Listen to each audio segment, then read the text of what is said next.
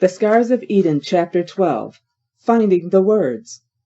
Cape Canaveral, February, 1994. The noise of the engines roars across the waters to where we are standing and hits us with a visceral force. I can feel the vibrations of it in my belly like I felt the power of the Horseshoe Falls, standing by the drop at Niagara only a few years before. It is an unnerving sensation of physical contact with the frequencies of immense energy. My body is resonating in the same terrifying way as the Space Shuttle Discovery rises from the launch pad on its pillar of smoke and fire and rockets into the cold morning sky.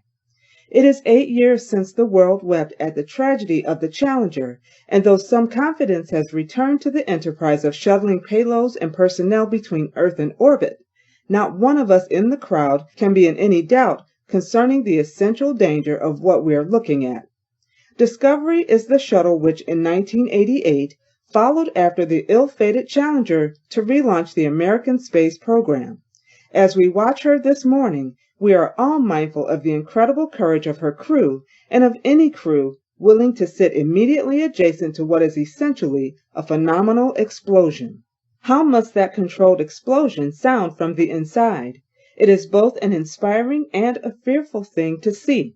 For the sake of safety, the officials closest to the launch site are situated a full 3 miles away, sheltered by a building of reinforced concrete.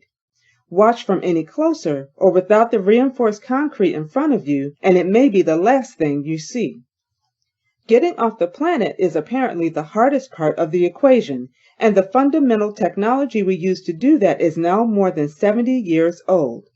It baffles me that we are still employing this brutal and potentially deadly technology, now so long in the tooth.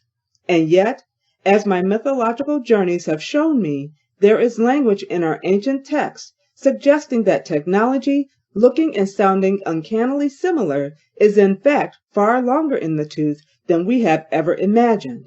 It's there in the heritage of ancient carvings in Egypt, Central and South America, and it can be found in the pages of the Hindu Vedas. The presence in the Bible of such heavy-duty technology may be unfamiliar to many, yet as I move from Genesis into Exodus, I find it is only a translation away from being blindly obvious. Language and linguistics were my first love. School and university taught me English, French, Latin, Italian, Portuguese, and New Testament Greek, and nurtured my enthusiasm for translation and interpretation. In time, this linguistic background gave me a useful foundation for touring the fascinating texts comprising the Hebrew Scriptures and the Greek New Testament. From these sources I preached quite happily for 33 years, although not without noticing a steady stream of anomalies which appear to belong to a world far removed from the beliefs and interests of Orthodox Judaism and Christianity.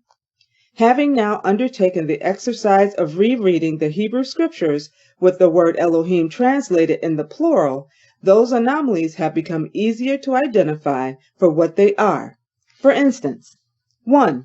An Elohim story of genocide is a story of genocide, not a divine judgment. 2. The arrival of a Ruach over the flooded planet is a close encounter, not a divine spirit. 3. The conflicts of the fall in Genesis 3 are not about apples, snakes, sin and punishment, and God's failure to anticipate the obvious. They are about a battle among genetic engineers over how intelligent human beings should be. 4. The destruction of Babel is not about divine punishment for infringing ancient building codes. It is the obliteration of a technological, spacefaring civilization by an extraterrestrial force. 5. In the book of Job, 2 Elohim toy with the life of a human being to test how powerful a hold the senior Elohim has. It's not the story of a loving God. It is more like watching naughty boys burning ants with magnifying glasses. The total lack of empathy is exactly the same. 6. The battles of the Old Testament are not stories of worship and apostasy. They are about the conflicts of extraterrestrial overlords, governing over separate human colonies and sparring with one another for hegemony and territory. 7. When in the book of 1 Kings, Yod-Heh-Wad-Heh uses the word Elohim to describe himself and spits on the name of a neighboring Elohim, we are allowed a glimpse into the world of the ancient Hebrews before the story of monotheism came and airbrushed that forgotten world away. For another example, let me tell you something about the word glory. It renders a Hebrew word kabod. In the worlds of synagogue or church, we are accustomed to hearing the word used as if it means the shining splendor of God's presence. However, as anyone who has preached on the book of Ezekiel knows, there's a whole other layer to that story. In the book of Ezekiel, the writer gives us a date, sometime in the 6th century BCE. He then tells us what the kabod looked like and when it landed by the Kabar River. When he first notices it, the kabod is in the sky, surrounded by brilliant light, flashing lights, and a cloud of smoke. Ezekiel has never seen anything like it and is struggling to describe it in terms of earthly phenomena. What he can describe directly are jets of fire, wheels, metal, and glass. He also tells us about the noise it produced. When the kabod moved, it made a sound like a mighty waterfall. The word Ezekiel reaches for to introduce the pilot of the kabod is the word eshi. It means life form or animal. When the life form pulls him into the craft, ruach in Hebrew, Ezekiel gets a closer look at the unusual pilot. He now says the pilot is like a human being. In turn, the pilot addresses Ezekiel as human and takes him on a flight around Iraq. The human-like life form is evidently very interested in the religion and politics of Ezekiel's world and discusses both as they fly from place to place until finally depositing Ezekiel in Tel Aviv. Once on solid ground, Ezekiel is so overwhelmed by the experience that he is unable to speak for a whole week after the encounter. Today we have language for what Ezekiel reports. He would call his encounter a close encounter. The life form, the human-like pilot, we would call an ET, and the journey an abduction. Ezekiel's life is never the same again. This passage in the book of Ezekiel is the clearest explanation within the Hebrew stories of what a kabod actually is, and Ezekiel describes it for his reader in graphic detail. Etymologically, a kabod is a heavy thing. Its behavior in the story reveals that this particular heavy thing can carry at least 2 people and fly. It is a ruach, a craft, and Ezekiel uses that word too to describe the kabod. His very detailed physical description of the craft further confirms this very material usage of the word ruach, by telling us that the ruach is on wheels and that it transports people. In fact, the detail Ezekiel provides regarding the wheels of the ruach is so precise that Joseph Blumrich, as NASA's chief of advanced structural development, was able to obtain a patent of the design for NASA. The patent US 3789947A was issued on February 5, 1974. It is called the omnidirectional wheel and is used by NASA to this day. Sanskrit texts from the ancient Indian world of the Vedas have no embarrassment in describing the Vimanas in their ancient stories in technological terms as flying craft, with capability for both aerial and space flight. A text from between 1000 CE and 1055 CE, called the Samarangana Sutrahara, written by King Bahoja of Dar, describes the capabilities of propulsion system of the Vimana. The Mahabharata speaks of Vimanas which could fly, dispatch sound-seeking missiles, and destroy targets with what we would call lasers. Again, the ancient writers reach for metaphor to describe unfamiliar and powerful technology in earthly terms.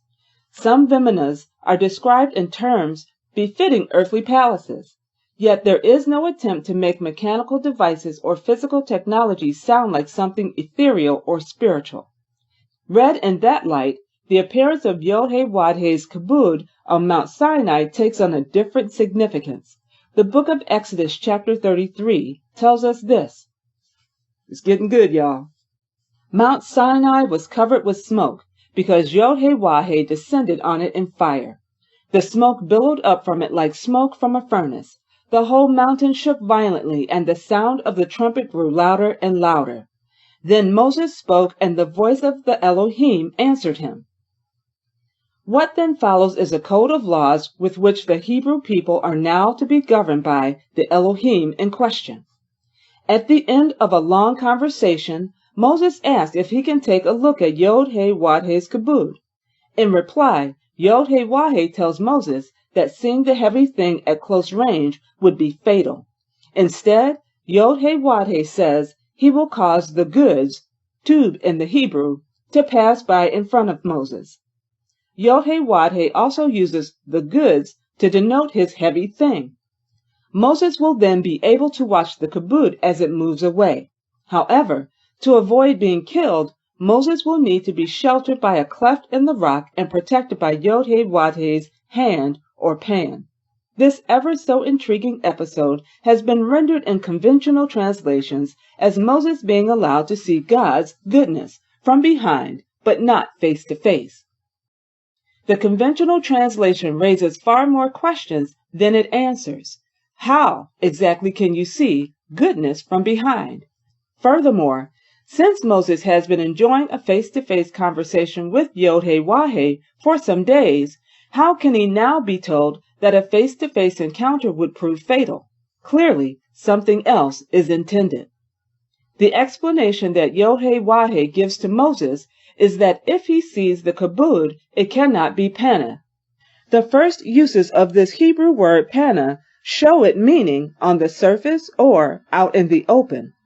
By that interpretation, what we are being told is that to avoid being killed, Moses must not be unsheltered or out in the open when the heavy thing moves. Given the dramatic physical impact of the kabod on the mountain, this warning makes perfect sense, and the sequence of the story bears that translation out. It is precisely why Moses needs to shelter in the cleft of the rock when the heavy thing moves. What Exodus has recorded, and what the translators have intentionally or unintentionally obscured, is a set of safety instructions relating to the launch of a powerful craft in the 13th century BCE. Perhaps, through having no technological grid by which to interpret the story, generations of translators have taken turns to morph it into the story of a deity who is so holy that no human being can see the deity face to face and live, except for Moses, who apparently can talk to him face to face, except for when he can't. And when he can, he must only look at God's goodness, but only from behind. Does that make any sense? Any reader encountering this kind of translation will know straight away that something is off.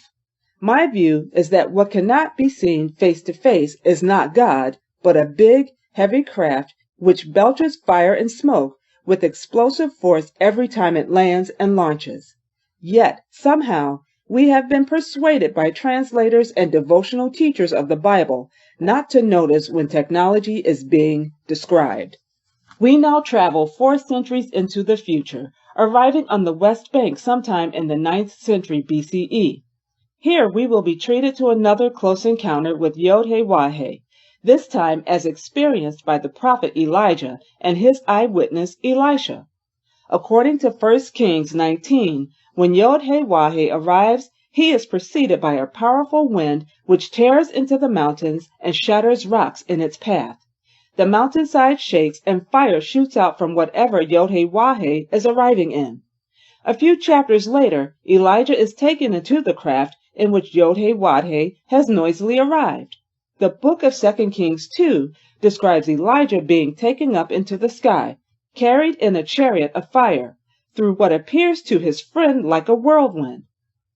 Dare I say we have language for that in the 21st century. Think UFO. Wormhole, abduction. Perhaps the most famous incident in the Hebrew scriptures concerns Enoch, the great-grandfather of Noah. An enigmatic verse in Genesis 5 tells us Enoch walked with the powerful ones. Then he was no more, because the powerful ones took him away. Can you say the word abduction? My experience as a preacher is that if you raid biblical text only for devotional lessons, you will tend to skip past odd moments like these, or find some kind of moral of the story to apply to your audience. However, it is only a matter of time before the mismatch of religious language for extraterrestrial and technological phenomena becomes impossible to ignore. At least, that's what I found when I chose to pick up the gauntlet thrown down by the Vatican's senior astronomer, Reverend Dr. Guy Consolmagano, when he issued the challenge to reread the Bible with a mind open to extraterrestrial possibilities. Without the language of ETs, UFOs, close encounters, abduction, and hybridization, the Bible stories are opaque and baffling. And when confused with God stories, they are frightening and deeply disturbing. With the omission of the extraterrestrial aspect, the phenomena may be hard to believe, but not hard to understand. For me, these points now seem glaringly obvious, and it makes me wonder if an eminent translator of Hebrew, such as Mauro Buglino, can identify ancient technology and biblical vocabulary, there must surely be other Hebrew scholars, even within the walls of denominational headquarters, who know what he knows. Do they know in secret and agree in secret while still dispensing the old spiritualized translations? The answers to my question comes from a surprising quarter. Canberra, Australia, Yorkshire, UK, Interlaken, Switzerland, September 2020. Our special guest today is nothing short of a living legend. He has been awarded honors in Peru and Brazil and received an honorary doctorate for his life's work from the University of Bolivia. He has been continually in print for 56 years since his first publication in Der Nordwestern, a German-speaking newspaper in Canada in 1964. Since then, he has written 41 books, which have been translated into 32 languages and has sold more than 72 million copies worldwide. He is the legendary Eric von Daniken. We are live on the Fifth Kind TV, hoping that the technology connecting Canberra, Australia with the UK and Interlaken in Switzerland will hold steady and record our interview with the channel's most famous guest to date. I'm also a little hesitant, not knowing how Eric might have received George Norrie's description of my book on air as This Generation's Chariots of the Gods. In 2020, at the age of 85, Eric von Daniken is still a force of nature, and there is no doubt he is this generation's Eric von Daniken. I need not have feared. Eric is warm and encouraging, and as enthusiastic as ever as we delve into the subject at hand. I take our conversation to the beginnings of Eric's journey on the extraterrestrial territory. As a young, devout Catholic, his education was at a Jesuit school where the study of languages required him to translate biblical texts from one language to another. It was in these exercises that certain anomalous words began impressing themselves on Eric's young mind. There are about 10 key words in the Bible, he says, which, if you retranslate them with a more literal meaning, they totally change the context and reveal the extraterrestrial story. My own studies in Genesis and the Hebrew Scriptures have brought me to the exact same conclusion. Why then do the old spiritualized translations still persist? Is it purely a function of a closed worldview guiding translators' choices? Or does Eric von Daniken believe the more etymological approach is avoided in order to keep a lid on forbidden knowledge? Are Mauro Buglino's former colleagues in Rome deliberately avoiding technological translations? In other words, does the Vatican know entirely more than it is telling? The translators of the past were brilliant human beings, he says, highly educated, people of integrity. It was not the zeitgeist of today. They translated the text according to the thought forms of their time. But now it is time to make some changes in how we translate the old text. For Eric von Daniken, the gradual drip of disclosure from the Catholic Church is really just a matter of revealing what the public is ready to accept as the general understanding of society progresses. Previous generations had no points of comparison to enable them to recognize technological moments in the Bible. By contrast, in the 21st century, we now know about spacefaring technology, the movement of planets, wormholes, asteroid impacts, artificial insemination, genetic modification, hybridization, telecommunications, universal translators, Bluetooth, and spacesuits. All these things are now a familiar part of our world. Consequently, we have knowledge today which allows us to understand phenomena recorded by our distant ancestors, which would have been utterly incomprehensible to intervening generations of translators. Without any disrespect to previous generations of translators, we should not be afraid to say so. However, for any person of faith, Moses' encounter with a Yod-Heh-Wah-Heh who uses smoky, fiery technology is one of a number of biblical anomalies that point to a far-reaching question. If a moment so central to the story of the Bible turns out to be something other than a God story, if the Yod-Heh-Wah-Heh of Moses was no more than Israel's particular powerful one, then where does the real God actually turn up in the pages of the Bible, if at all? Whoa! It's a tricky question to answer. The 6th century BCE redactors of the Hebrew story have deliberately made it so.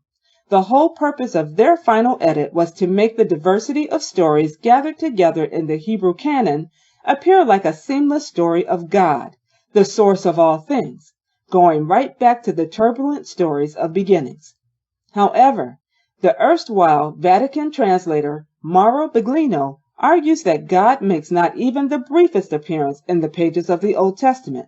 For him, the whole story is one of human subjection to ancient powerful ones. Let me tell you where my thinking has reached. Wherever I see Yod-Heh-Wah-Heh appearing as a character in the story, playing an active role, I believe we are looking at a powerful one. He is often punitive and brutal, sometimes unpredictable, and can be implacable and unforgiving in the extreme. In those texts, Yod-Heh-Wah-Heh appears to govern the tribes of Israel in the same way the other Elohim govern their humans. Yet within the Hebrew canon, there are glimpses of something higher. For instance, Amos was a Jewish preacher of the 8th century BCE. His vision of God, who the text calls Yod-Heh-Wah-Heh, is of a loving intelligence, the creative source of the universe, with a vision of love and justice extending to all humanity, including Israel's enemies. To me, that sounds less like the brutal Elohim overlords and a bit more like God, the harmonious source of all things, whom Jesus addressed as Father. In the Gospel of John, we can find that same idea of God as cosmic source reaffirmed. The Gospel begins, "In the beginning was the Word, and the Word was with God, and the Word was God. The same was with God in the beginning. Through the same, all things came into being. In the same was life, and that life was and is the life of human beings." John 1:1-4. The Apostle Paul, in the mid-1st century CE, spoke in similar terms when he said, "I am speaking to you about God, the source of the cosmos and everything in it." Acts 17:23-24. Where then does Jesus see this cosmic God in the Hebrew story? If we go looking for Jesus to affirm the claims about God made by the monotheized story of the Hebrew canon, the search is not as revealing as one might expect. In the Gospel according to Matthew and Mark, Jesus often repeated a formula that said, "You have heard it said, but I say," or "Moses permitted you this, but I say." This form of words puts a clear distance between Jesus' vision and that of the old stories. In one place, Jesus affirms a command from the law of Exodus as being a word from God. It is the command to look after your parents in their old age. It is one of a small number of sayings in which Jesus refers to the God of his hearers in such a way as to blow up their whole theological framework. Put simply, he is citing his audience's own theology against them. In my reckoning, anyone looking for Jesus to summarily affirm the God of the Old Testament or the Hebrew vision of God is going to come away from the Gospels with thinner pickings than they might expect. This is the reframing that my journey into the depths of Genesis forced upon me as I sat in my shipping crate cabin at the leafy end of my driveway in Victoria, surrounded by text of the Bible and the parallel accounts of so many cultures through the ages. As the picture I have outlined in these pages took shape for me, I began to realize that if I was to stand up for my findings, I was really going to have to take my life in my hands, surrender any thought of popular acceptance in more religious circles, and be willing to live with the impact of my reputation that such conclusions would inevitably occasion. And even now I find there is a real embarrassment threshold I have to cross every single time I allow the language of ETs, close encounters, abductions, etc. into my vocabulary. The impulse to self-edit for the sake of social acceptance is deep wiring. So I cannot help but be conscious that any hearer is likely to judge my sanity the moment I include such words in a sentence. Yet, embracing such controversial language has enabled me to understand more clearly the cultural memory curated by our ancient and sacred texts. Having taken up his challenge, I find that Reverend Dr. Cosomagano is quite correct. In the Bible, the ET presence really is from start to finish. But now I am really scratching my head. My level of education is the average for a working pastor, a bachelor's degree with honors. The scholars whose work produces our Bibles and Bible dictionaries have multiple masters and doctorates. Where are they in this picture? If I can see the case for extraterrestrial and technological aspects in the Bible, if a highly skilled and qualified translator like Mauro Baglino can see it, a senior Vatican theologian like Guy Consolmagno can see it, if a teenage schoolboy in Switzerland by the name of Eric von Daniken could see it, there must surely be highly qualified academics who behind closed doors can also see these possibilities. Where are they in the mix? Are they all in the closet? While I have Eric von Daniken on the line, I take the opportunity to ask him if he has ever been approached by academics who actually support extraterrestrial and technological translations in private, but who, for whatever reason, find it impossible to make their position public. He beams as he replies, "Paul, many academics have come to me, especially those who have retired. Sitting together over a glass of wine, they confess, 'Eric, I hold a similar view to you. But because of my position, I could never make it public. Some have given me material to publish, and I would say, thank you, Professor. This is great. I will certainly use this information in my next book, and of course, I will credit you.' And then they say, 'No, Eric, don't. You must never mention my name. It would damage my reputation. I would lose my job.' I ask Eric if it frustrates him to have his theories affirmed by people in secret who then refuse to go public with their views. He says, 'No, because I have received so much information that way to support my case. When authorities tell me, I will give you this information, but please don't mention my name, I always respect this. Otherwise, it would break the relationship. It has to be the outsiders who bring this kind of discussion into the academic community. Then it can be discussed, but the idea always has to come from the outside. It intrigues me that I haven't picked up from Eric any kind of gripe towards the monolith of Roman Catholic orthodoxy. Far from it. In fact, he tells me it was a Jesuit educator who first encouraged him while still a teenager at school to nurture his extraterrestrial questions with a visit to the Book of Enoch. He says, "The Jesuit brothers who taught me, every single one of them had at least one doctoral degree, and they were very, very open. We had no fights, and later, when Chariots of Gods came on the market, many of my lecturers had retired. But some of my lecturers were there at my book launch. After my speech, we were sitting together, drinking a glass of wine, and they all congratulated me on a wonderful result. More than half a century later, the congratulations are of an even higher order. With great enthusiasm, Eric holds up a letter for me to see, a beautiful parchment embossed with the grand wax seal of Pope Francis. It is a papal gift, congratulating Eric von Daniken on his 85th birthday. A very nice touch. Yet somehow, Pope Francis's sincere and generous gesture makes me wonder all the more keenly. What do they know that they're not saying? That is the end of chapter 12. Peace and blessings to you all.